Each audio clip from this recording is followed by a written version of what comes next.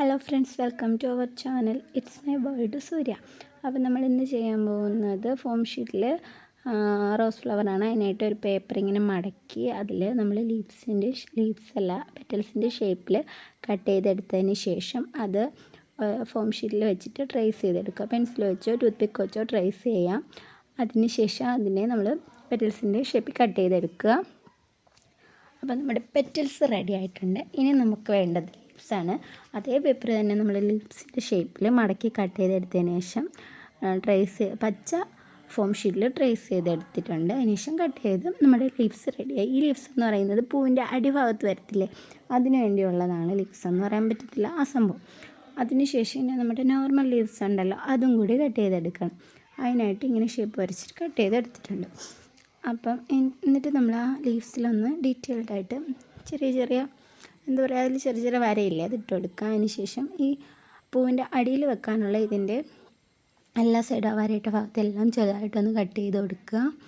അതിന് ശേഷം നമ്മൾ ഇസ്തിരിപ്പെട്ടി ചൂടാക്കിയിട്ട് ഈ ഫോം ഷീറ്റിലുണ്ടാക്കിയ ലീവ്സിനും പെറ്റൽസിനും എല്ലാം ഒന്ന് ഷേപ്പ് വരുത്തി കൊടുക്കുക. ഫോം ഷീറ്റ് ചൂടാകുമ്പോഴത്തേക്കും നമുക്ക് ഏത് ഷേപ്പിൽ വേണോ അതിനെ മാറ്റിയെടുക്കാനായിട്ട് പറ്റും. അതായത് നമ്മൾ എന്താ പറയുക, പ്ലാസ്റ്റിക്കൊക്കെ ചൂടാക്കി കഴിഞ്ഞാൽ വളയ്ക്കാനും തിരിക്കാനൊക്കെ പറ്റത്തില്ല, അതുപോലെ തന്നെയാണ് ഇത്.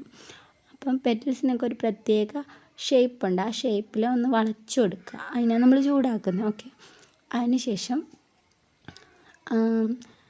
എന്താ പറയുക, ഇതൊക്കെ ആട്ടെ എൻ്റെ ടൂള്.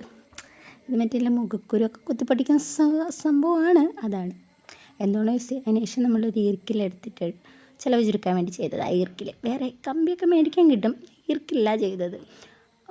നീളത്തിന് ഒരു ഫോം ഷീറ്റ് കട്ട് ചെയ്ത് ഒട്ടിച്ചതിന് ശേഷം ഓരോ പെറ്റൽസായിട്ട് നമ്മൾ അതിലോട്ട് കൊണ്ടുവന്ന് ഇങ്ങനെ ഒട്ടിച്ചു കൊടുക്കുക. ഓക്കെ, ഓരോ പെറ്റൽസും ഇങ്ങനെ ഓരോരോ ഭാഗത്ത് ഗ്യാപ്പ് വരുന്ന എല്ലാ ഭാഗങ്ങളിലും ഫില്ല് ചെയ്ത് കൊടുക്കുക, ഒട്ടിച്ചെടുക്കുക. ഓരോരോ പെറ്റൽസായിട്ട് ഒട്ടിച്ചു കൊടുക്കുക. സാധാരണ ഗ്ലൂഗൺ യൂസ് ചെയ്യാൻ ഒട്ടിക്കാൻ. എൻ്റെ ഫ്ലെക്സ് കിക്കാണ് എടുത്തത്, കാരണം ഗ്ലൂഗൺ ചൂടായി വരാൻ താമസം എടുക്കുമല്ലോ, ക്ഷമയില്ല, അതുകൊണ്ടാണ്.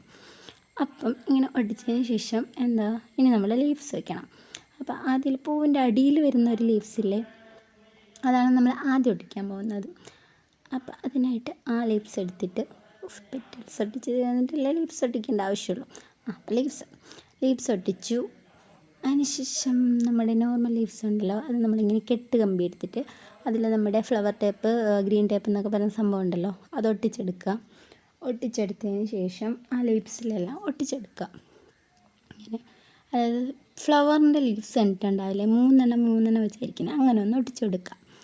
അതിനുശേഷം വീണ്ടും നമ്മുടെ ഗ്രീൻ ടേപ്പ് വെച്ച് അത് മൊത്തത്തിൽ ഒന്ന് ചുറ്റിയിട്ട്, അതായത് ആ ഇലയുടെ ഒരു ഷേപ്പാക്കിയിട്ട് ചുറ്റിയെടുക്കുക.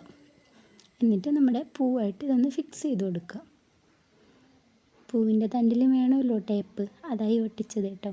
അതിനുശേഷം നമ്മുടെ ലീവ്സും കൂടെ വെച്ച് അതിൽ ഫിക്സ് ചെയ്ത് ഒട്ടിച്ചെടുക്കുക. അപ്പോൾ ഇതാണ് നമ്മുടെ ഫ്ലവറിൻ്റെ ഫൈനൽ ലുക്ക്.